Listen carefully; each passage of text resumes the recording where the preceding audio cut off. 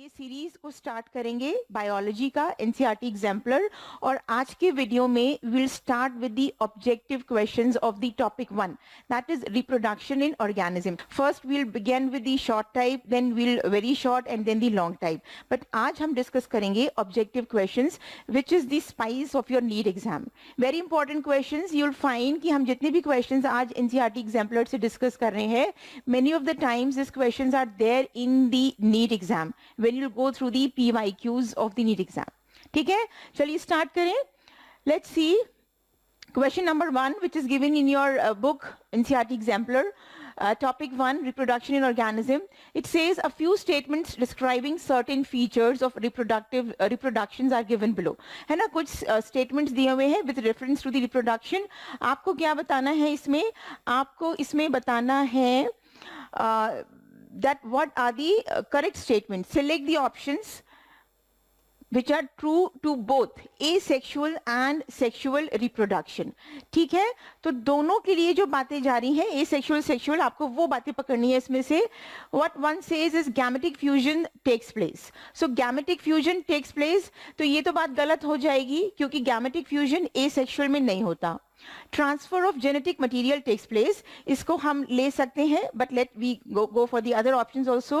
Reductional division takes place, again ये बात गलत हो जाएगी. Reductional division means meiosis.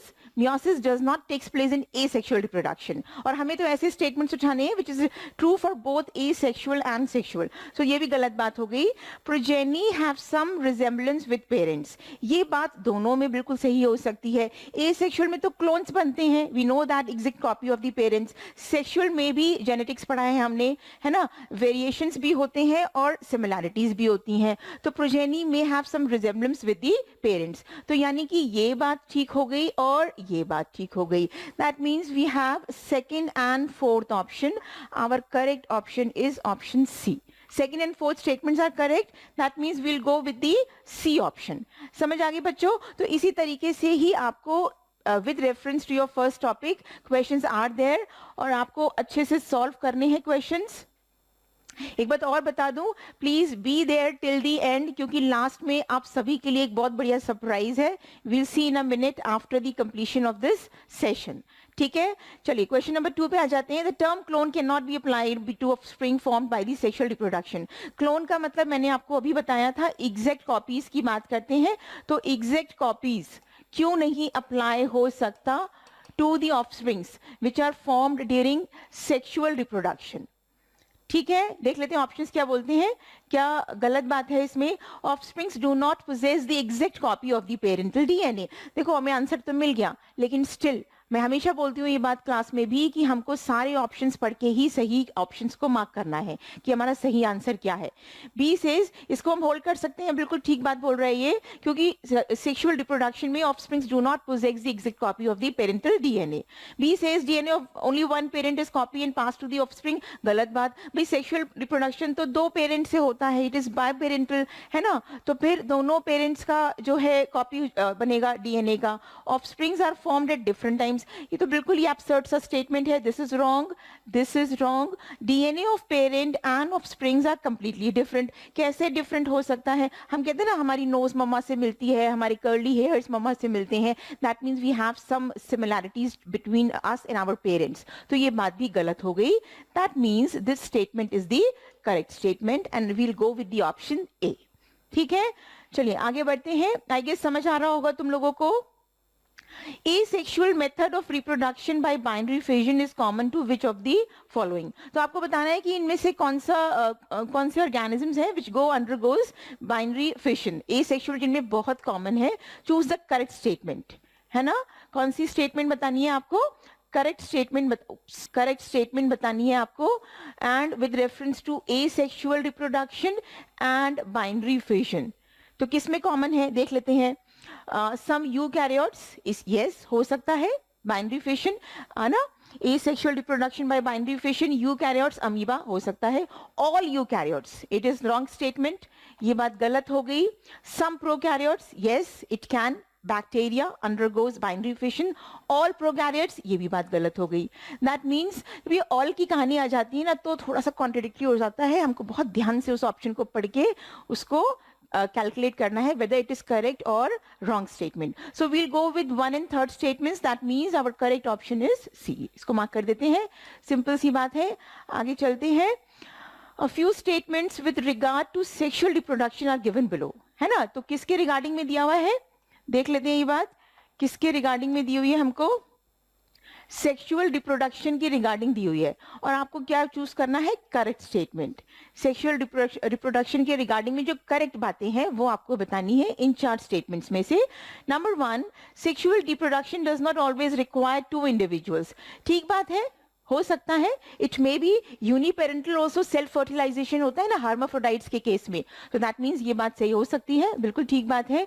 Sexual reproduction generally involve gametic fusion. आपके इसी टॉपिक में दिया हुआ है, आपने अगर एनसीईआरटी से पढ़ा है तो with and without the fusion of gametes, that means fusion of gametes are there in sexual reproduction. सही बात. Meiosis never occurs during sexual reproduction, बिल्कुल गलत बात. मियोसिस से ही तो गैमीट्स बनते हैं, and gametes are the precursors of the sexual reproduction. तो ये तो गलत बात हो गई.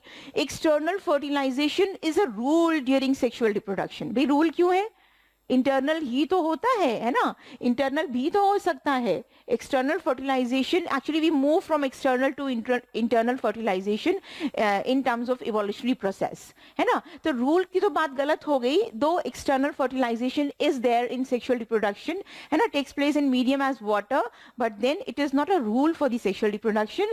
दैट मीन्स ये दोनों बातें गलत हो गई. फर्स्ट एंड सेकेंड किसके साथ जाएंगे हम, ऑप्शन बी के साथ. तो आई गेस समझ आ रहा होगा. बहुत जल्दी जल्दी क्वेश्चंस को डिस्कस करेंगे. Right, question number 5 says a multicellular filamentous alga exhibits a type of sexual life cycle in which the meiotic division occurs during the formation of zygote. अब देखो बहुत सिंपल सी कहानी है. अगर इस टाइप से क्वेश्चन आएगा तो आपको क्या बोल रहे हैं, meiotic division after the formation of zygote, यानी कि किसकी बात कर रहे हैं यहाँ पे, zygotic meiosis. किसकी बात कर रहे हैं, जाइगोटिक मियोसिस. ये पूछ क्यों नहीं आपसे क्वेश्चन, जबकि ये क्लास 12 का टॉपिक 1 है.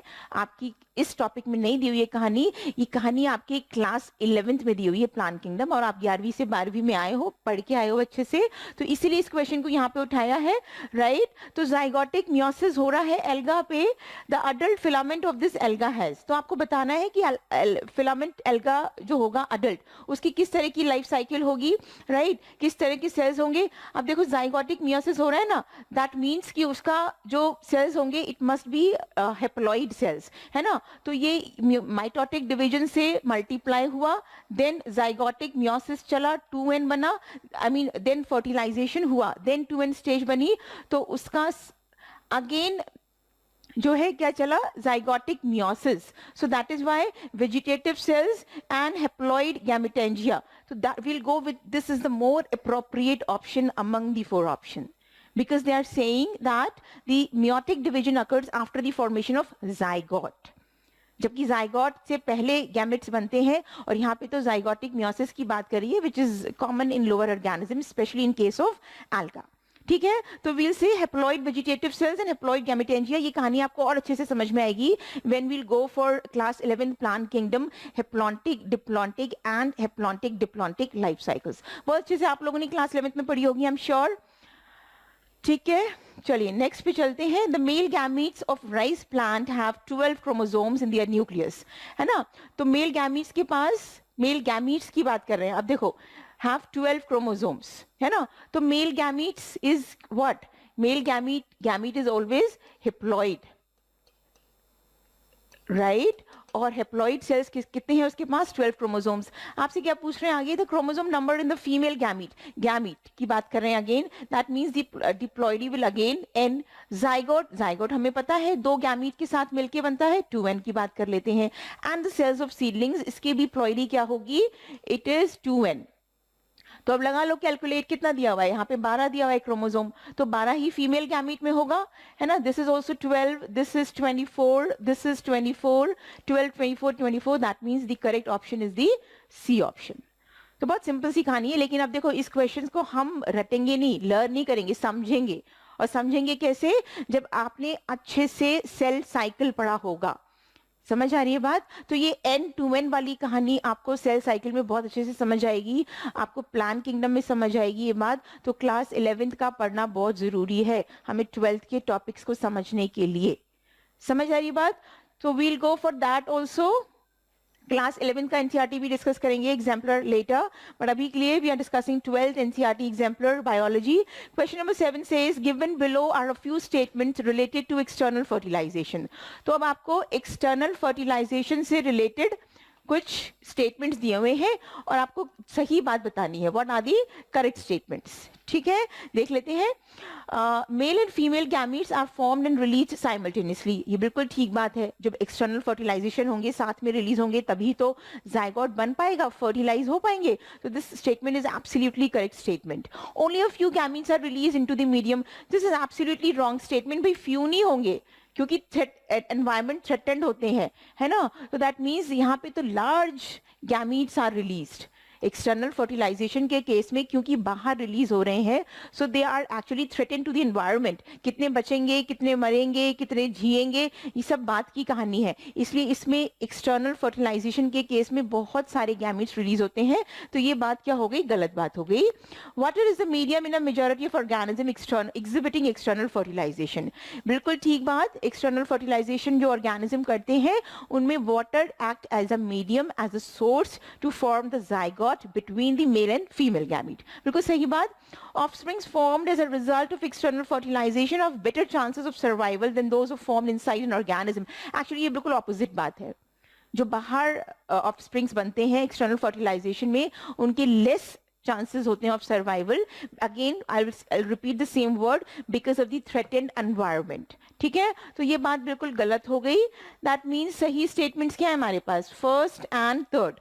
तो कौन सा ऑप्शन बनेगा? B option. समझ आ रही है बात बच्चों? देखो ये सारी चीजें आपको समझ आएंगी जब क्लास 11th अच्छे से पढ़ा होगा आपने। ठीक है, तो हमें चीजों को पढ़ते हुए चलना है, समझते हुए चलना है, रटना कम है, समझना ज्यादा है। रटोगे तो उसी वक्त के लिए याद रहेगा, भूल जाओगे, और समझ के लर्न करोगे तो लॉन्ग टाइम के लिए लर्न रहेगा, क्योंकि अभी आप 12वीं में हो, और अगर 12वीं पास कर चुके हो तभी भी नीट के लिए आपके पास अभी 1.5 महीना है। ठीक है, तो will actually understand the things to keep it learn for a long time. ठीक है, चलिए 8th क्वेश्चन क्या बोलता है? The statements given below describe certain features that are observed in the pistil of flowers, है ना? तो अब क्या कौन कौन से फीचर्स हैं that is observed in the pistil of flowers? Pistil में produced more than one seed. ठीक है, बिल्कुल बहुत सही स्टेटमेंट है। प्लांट किंगडम में पढ़ा है हमने, पिस्टल में produced more than one seed. Morphology में ये कहानी भी हमने पढ़ी है। देन ईच कार्पेल में have more than one ovule, बिल्कुल हो सकती है ये बात। ठीक है, each carpel has only one ovule, ये तो वैसे भी कॉन्ट्रडिक्टरी स्टेटमेंट हो गया, गलत बात। Pistol have only one carpel, how is it possible?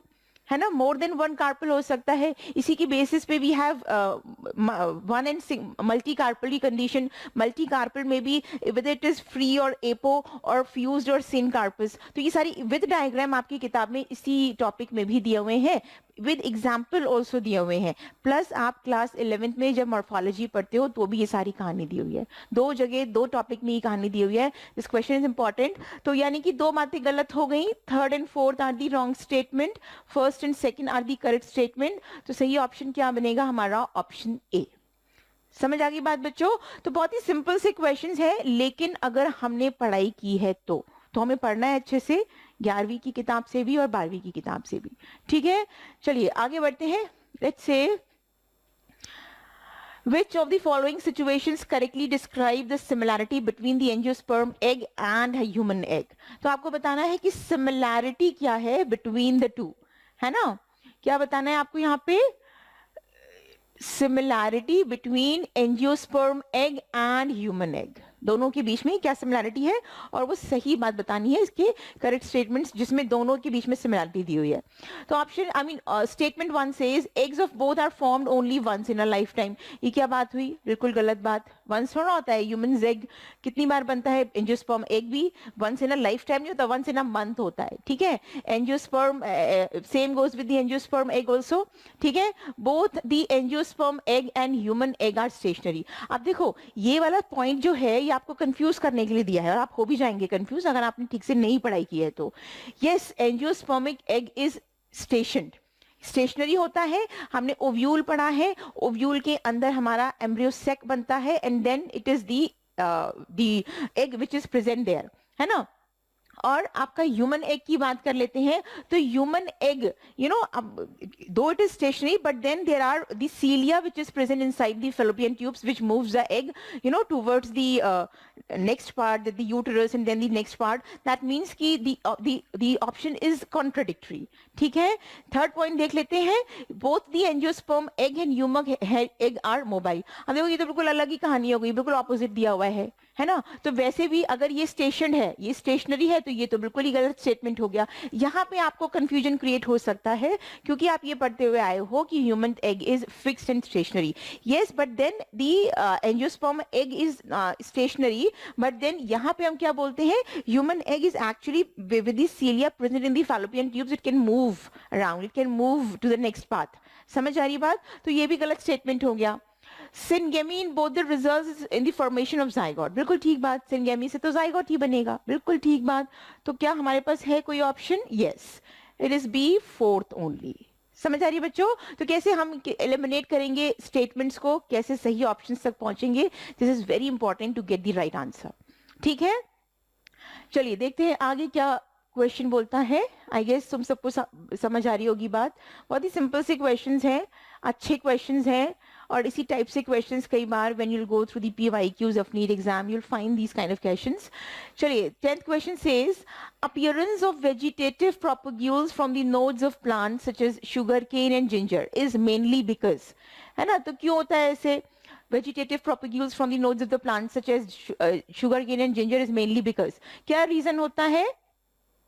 देख लेते हैं वेजिटेटिव प्रोपेग्यूल्स क्यों डेवलप हो जाते हैं, है ना। जिंजर में हमें पता है, आपकी किताब में गिवन है राइजोम, शुगर केन के केस में बड्स आर देयर, है ना। तो these are the vegetative propagules through which the plant can reproduce asexually, right. तो option says nodes are shorter than internodes, बिल्कुल गलत बात। Nodes have meristematic cells, meristematic cells are the totipotent cells, have enormous power of division, है ना।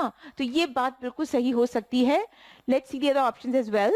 Nodes are located near the soil, nodes have photosynthetic cells, I mean ये these are all absurd statements. तो सही option is option B, है ना। Meristematic cells are the totipotent cells, and what are totipotent sales?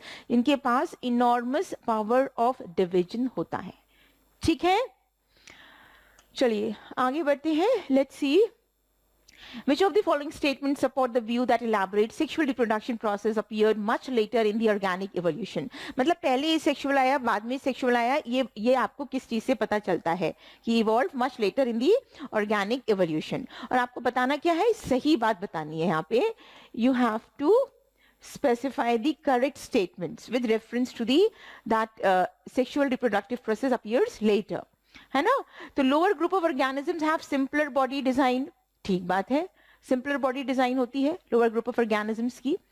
Asexual reproduction in common in lower groups, ये भी ठीक बात है ना। एसेक्सुअल कॉमन होता है लोअर ऑर्गेनिजम्स में। थर्ड वन देख लेते हैं, asexual reproduction is common in higher groups of organism, ये बात गलत हो गई। हायर ग्रुप्स में एसेक्सुअल नहीं होता, सेक्सुअल रिप्रोडक्शन होता है, इसलिए पहले तो लोअर ही आए ऑर्गेनिजम्स, बाद में हायर आए। तो इससे भी हमें पता चलता है that we move from asexual to sexual reproduction. ठीक है, the high incidence of sexual reproduction in angiosperms and vertebrates, बिल्कुल ठीक बात।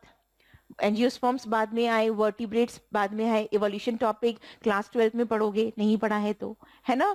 तो ये first, third and fourth statements are correct, यानी कि आपका सही ऑप्शन क्या बनेगा? सी ऑप्शन बनेगा। ठीक है, बहुत सिंपल सा है, पढ़ा है अगर आपने तो। चलिए, offsprings formed by sexual reproduction exhibit more variation than those offspring formed by asexual reproduction। बिल्कुल सही बात है। offspring जो होता है sexual reproduction में they exhibit, उनके अंदर क्या होता है, ज्यादा वेरिएशन होती है। जो सेक्सुअली बनेंगे they have more variation as compared to asexual reproduction। आपको बताना है ऐसा क्यों है, why? Because option A, sexual reproduction is a lengthy process, क्या बेकार सा स्टेटमेंट है, बिल्कुल ही लेंदी प्रोसेस से क्या मतलब है? इसका मतलब ये थोड़ी ना है कि अगर लेंदी है तो ज्यादा वेरिएशंस आ जाएंगी और अगर छोटा है तो कम वेरिएशंस आएंगी. Absolutely wrong statement. Gametes of parents have qualitatively different genetic composition. इसको हम मान सकते हैं, ये बात ठीक है, but let's see the other options as well first, then we will conclude on this point. ठीक है. Third option says genetic material comes from the parents of two different species.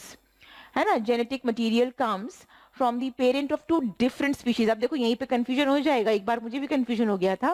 बिल्कुल सही बात है ये कि डिफरेंट स्पीशीज की बात कर रहे हैं. अब ये वाली स्टेटमेंट पढ़ोगे ना यहाँ पे, यहाँ तक तो सही जा रही है स्टेटमेंट, तो तुम लोगों को लगेगा सही बात बोल रहे हैं, लेकिन फिर ध्यान से पढ़ना छोड़ दोगे बाद में. लेकिन हमें ऐसा नहीं करना है, हमें हर ऑप्शंस को एंड तक ध्यान से पढ़ना है. Different species do not interbreed among themselves. है ना, पढ़ा है आपने ये बायोलॉजिकल क्लासिफिकेशन क्लास 11th, उसमें आपको स्पीशीज की कॉन्सेप्ट समझाया है, बायोलॉजिकल कॉन्सेप्ट क्या है ना. तो डिफरेंट स्पीशीज से तो हाइब्रिड बनेंगे, तो ये तो गलत बात हो जाएगी. तो this is wrong statement again. Then the fourth one, greater amount of DNA is involve in the sexual reproduction. ये भी कोई खास स्टेटमेंट नहीं है. What is that meaning? Greater amount में जितना है उतना ही तो जाएगा, है ना. तो ये तो बात गलत हो गई. That means we'll go with the option B. Gametes of parents have qualitatively different genetic composition. That is why sexual reproduction have more variation as compared to the asexual reproduction. समझ आ गई बात? चलिए आगे बढ़ते हैं. आई गेस समझ आ रही होगी कहानी.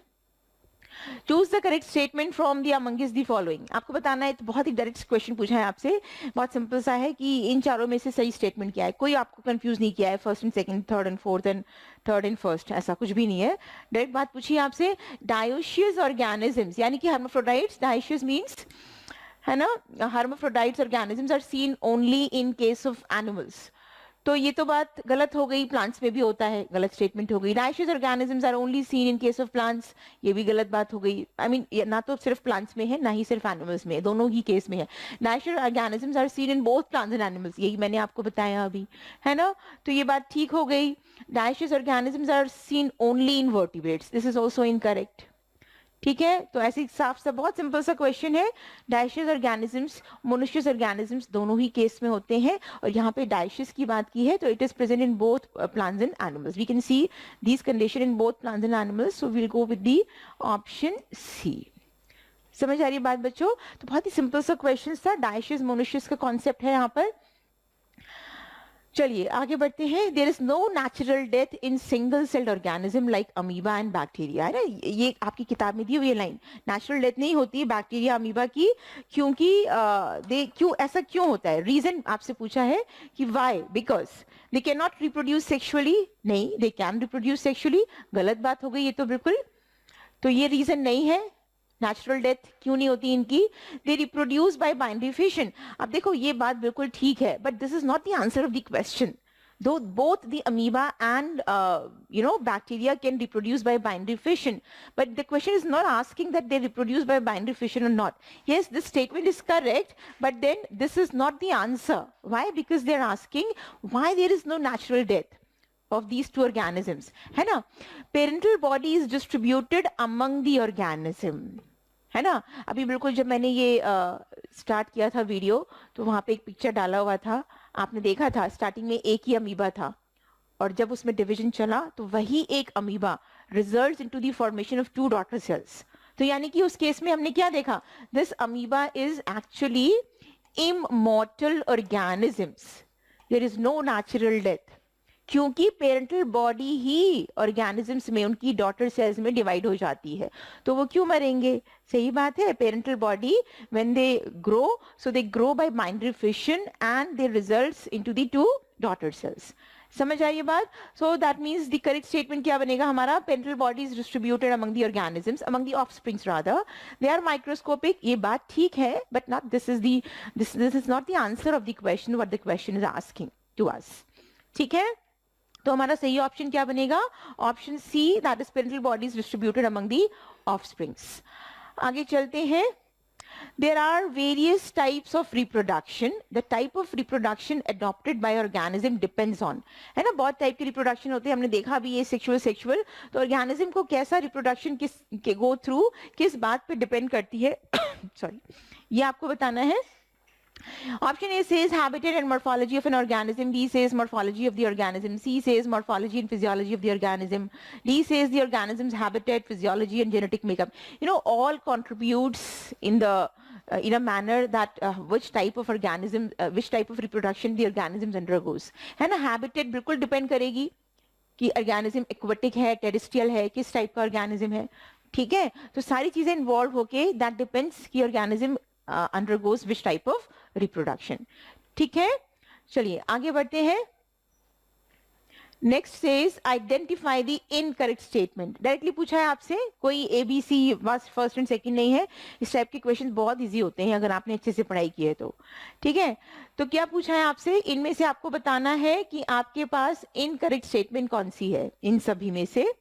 In asexual reproduction, the offsprings produced are morphologically and genetically identical to the parent. अभी देखो previous question में देखा था हमने, the offsprings produced by asexual reproduction are the clones. तो clones are the exact copies. वही बात दी हुई है statement में. In asexual reproduction, the offspring produced are morphologically, genetically identical to the parent. तो ये तो सही बात है. हमसे question क्या पूछा है, incorrect statement. तो ये हमारा option नहीं बनेगा. Zoospores are sexual reproductive structures.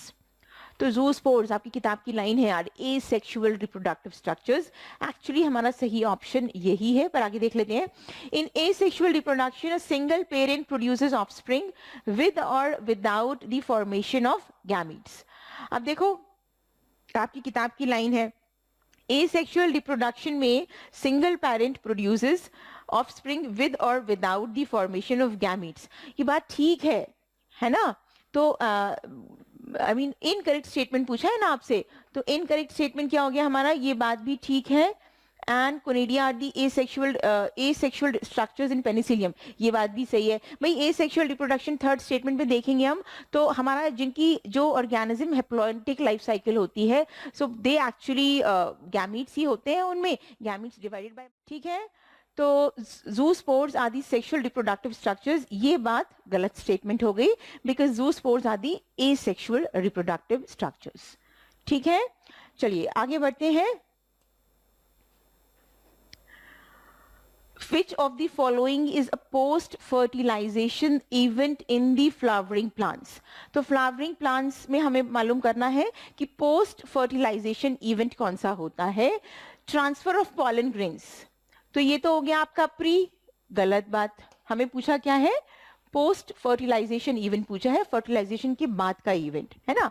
Embryo development, भाई एम्ब्रियो तो बाद में बनेगा, जब जाइगोट बन जाएगा, जाइगोट में माइटोटिक डिविजन्स चलेंगे, then it results into the formation of embryo. यानी कि ये वाला स्टेटमेंट हमारा सही हो सकता है, but let's see the other statement as well. Formation of flower, so this is also is the pre, and then formation of pollen grains, this is also pre. यानी कि हमारी सही बात क्या है, पोस्ट पूछ रहा है, सही ऑप्शन इज ऑप्शन बी. ठीक है, एंड इसमें अगर हम देखेंगे तो एंडोस्पर्म जो बनता है प्लांट्स में, वो भी it is the post fertilization, लेकिन यहाँ पे वो बात नहीं दी हुई है. यहाँ पे एम्ब्रियो की बात कर रहे हैं, तो embryo is post fertilization event with the endosperm formation. चलिए आगे बढ़ते हैं. The number of chromosomes in the shoot tip of cells of maize plant is 20. The number of chromosomes in the microspore mother cells of the same plant will be. है ना, तो आपसे पूछा है कि नंबर ऑफ क्रोमोसोम्स मेज plant की shoot tips में कितने हैं. अब इसकी प्लॉइडी क्या होगी, 2n है ना, और कितने नंबर ऑफ क्रोमोसोम्स आपको बता रहे हैं, 20 बता रहे हैं, है ना. Microspore mother cell, microspore mother cell की बात करें, ये दिस इज आल्सो 2n, इसकी प्लॉइडी भी 2n होती है. इसी माइक्रोस्पोर मदर सेल पे मियोसिस चलेगा, देन गैमीट्स बनेंगे. यानी कि दोनों की प्लॉइडी 2n, हमें आपकी शूट टिप्स की प्लॉइडी पता है, तो इसकी प्लॉइडी भी क्या होगी, 20. आई मीन इसकी प्लॉइडी भी 2n है, तो इसमें क्रोमोसोम्स नंबर्स कितने होंगे, 20. ठीक है, let's see. Next says, okay, this is a surprise for you which I was talking about in the beginning of the session. Now you know जितने हमने अभी तक questions discuss किए, 18 questions, this is all you're given as objective questions in your NCERT exemplar biology. ठीक है, तो अब इसके बाद का जो next video होगा उसमें you'll get the subjective questions, you know, very short and long type. लेकिन before the ending of the video I have a question for you. Question क्या बोल रहा है? The growth phase of an organism before attaining sexual maturity is referred to as juvenile phase, vegetative phase, both A and B, or none of these. तो I guess आज जितने भी questions हमने discuss किए आपको समझ आए होंगे. इसी तरीके से इसी chain को continue करते हुए we'll have next video very soon. But before that, keep learning, keep enjoying, and do answer this question in the chat box. I'll see you later. Thank you all for today. That's all.